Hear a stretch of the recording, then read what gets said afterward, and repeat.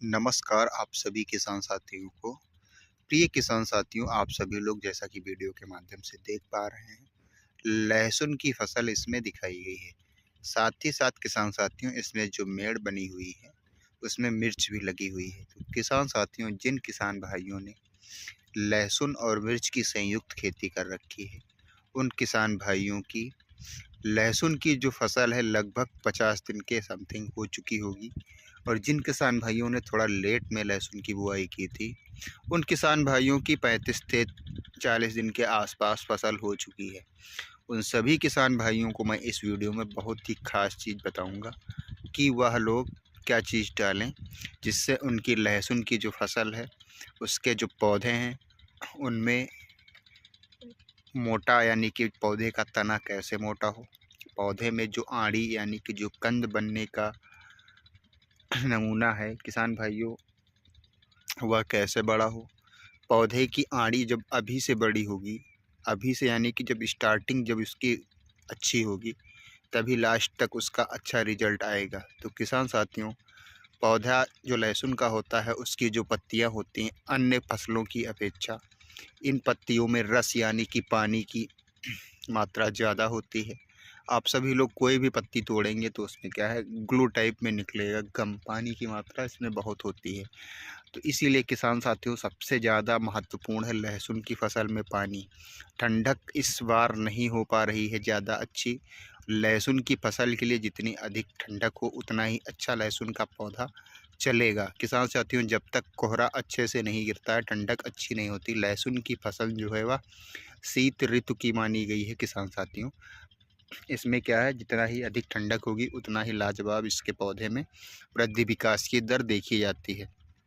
तो किसान साथियों, रसीला पौधा होता है इसलिए इसको पानी की आवश्यकता होती है, इसको नाइट्रोजन की आवश्यकता होती है, इसको पोटास की आवश्यकता होती है और इसको फास्फोरस की आवश्यकता होती है।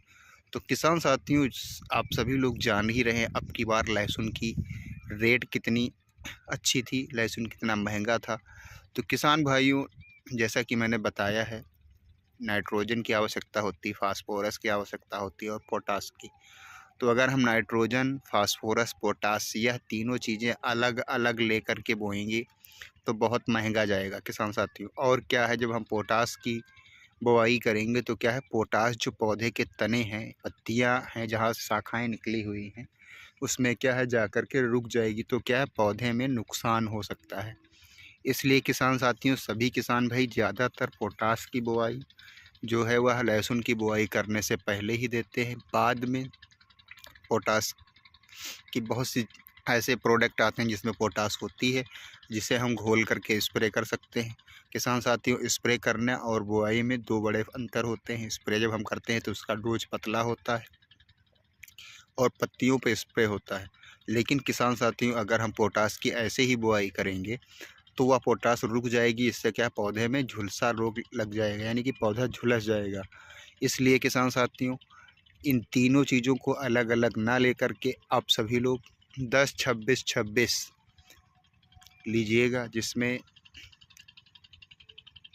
यूरिया, डीएपी और पोटास की संयुक्त मात्रा मिक्स होकर के आती है। उसकी अगर आप सभी लोग बुआई करेंगे तो पौधों को नाइट्रोजन भी मिल जाएगा, फास्फोरस भी मिल जाएगी, पोटास भी मिल जाएगा।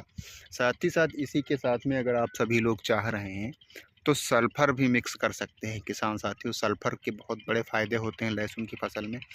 लहसुन की फसल रसीली होती है और लहसुन के जो पौधे होते हैं वह दिन प्रतिदिन ग्रोथ करते रहते हैं। पौधों का जितना ही अधिक वृद्धि विकास होता रहेगा उतना ही लाजवाब उसका रिस्पांस होता है, उत्पादन उसमें उतना ही अधिक होता है। तो किसान साथियों, आज मैं बताऊंगा जो मैंने बताया है 10-26-26 NPK, nitrogen, phosphorus plus potash. इसी के साथ में आप सभी लोग सल्फ़र ले लेना। सल्फ़र किसान साथियों क्या होता है, जब हम लहसुन की बुआई किए थे, आप सभी ने लहसुन की बुआई की है, तो उस समय क्या है, डीएपी, सल्फ़र, यूरिया और जो भी इंसेक्टिसाइड, पेस्टिसाइड डालना होता है वह किसान भाई डालते हैं। लेकिन क्या होता है, पौधा जब हमारा बोने के बाद में जमकर निकलता है यानी कि जमाव लेता है, तो उस समय पौधे को इन सब चीज़ों की बहुत अधिक मात्रा में आवश्यकता नहीं होती है और यह सब चीज़ें ज़्यादा दिन तक ज़मीन में घुलनशील यानी कि क्रियाशील नहीं रह पाती हैं। इसलिए जब हम दोबारा 10-26 NPK के साथ में सल्फ़र डालेंगे तो जो हमारे पूर्व में यानी कि जब हमने पहले जो खाद वगैरह डाली है, जो भी प्रोडक्ट हमने माइक्रो न्यूट्रेंट है, खाद है और जो भी हमने डाल रखे हैं, आप सभी ने डाल रखे हैं, उनको क्या है वह पड़े रहते हैं ज़मीन में, लेकिन उसे जो पौधा है उसकी जो जड़ें हैं वह संग्रहित नहीं कर पाती हैं। तो किसान साथियों, इसी के साथ में आप सभी लोग जब सल्फ़र डालेंगे तो जो हमने पूर्व में आपने डाली थी उन सभी चीज़ों को जो निर्जीव पड़ी थी उन्हें सजीव यानी कि जो अक्रियाशील थी, जो फसल में संग्रहित नहीं हो पा रही थी, उन्हें सल्फ़र घुलनशील बना करके समावेशित कर देता है पौधों में। तो पौधों में क्या होता है, जो ग्रोथ रेट है, चूँकि आपने वर्तमान समय में सल्फ़र के साथ में 10-26-26 डाली तो यह भी अपनी पावर दिखाएगी और जो पहले से ज़मीन में पड़े हुए तत्व वह भी ग्रोथ दिखाएंगे। तो किसान साथियों क्या है, बहुत ही लाजवाब फसल होगी। साथ ही साथ किसान साथियों, इसके साथ में आप सभी लोग एक प्रोडक्ट और ऐड कर लीजिए, उसे हम ह्यूमिक एसिड के नाम से जाना कहते हैं। आप सभी लोग ह्यूमिक एसिड का प्रयोग भी करते हैं, लेकिन 10-26-26 के साथ में अगर आप ह्यूमिक एसिड का भी प्रयोग करेंगे तो किसान साथियों क्या, लहसुन की फसल और जो उसमें मिर्च लगा रखी है, बहुत ही अच्छा इसमें रिस्पांस आएगा। पौधों की जो जड़ें हैं वह बहुत अच्छी विकसित होंगी और जब पौधे की जड़ें विकसित होंगी तो क्या है, पौधे को भोजन बनाने में बहुत ही आसानी होती है। चूँकि किसान साथियों, पौधा जब हमारा ताकत पौधे को चाहिए, पौधे के तना मोटा होना चाहिए, पौधे के जो कंद हैं वह भी मोटे होने चाहिए, पौधे की जो कंद के अंदर कलियां बनती हैं उनको भी मोटा होना चाहिए। तो इन सभी चीज़ों के लिए किसान भाइयों क्या करना होगा, आपको ह्यूमिक एसिड भी डालना होगा। ह्यूमिक एसिड जैसे इंसान एक प्रकार से घी खाता है, उसी प्रकार से जितना इंसान के शरीर के लिए घी में पौष्टिक तत्व मिलते हैं, उतना ही पौष्टिक तत्व ह्यूमिक एसिड के माध्यम से लहसुन की फसल को मिलती है।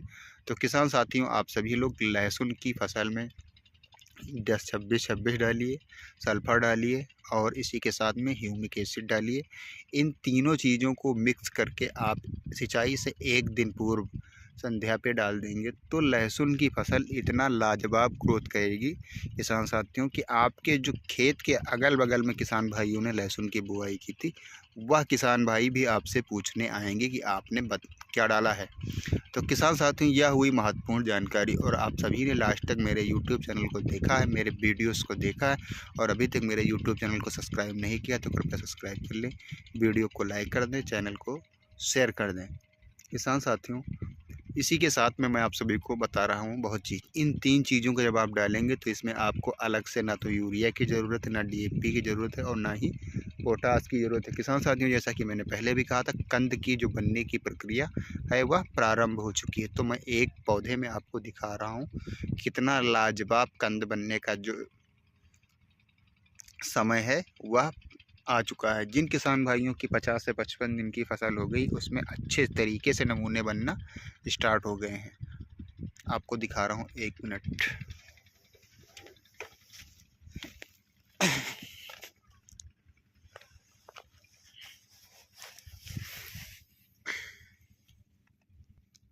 किसान भाइयों, यह पौधा रहा, इसको मैं आप सभी को बाहर की तरफ निकाल करके दिखा रहा हूँ कितना लाजवाब इसमें इसका तना आप सभी लोग देख लीजिए कितना अधिक मोटा है।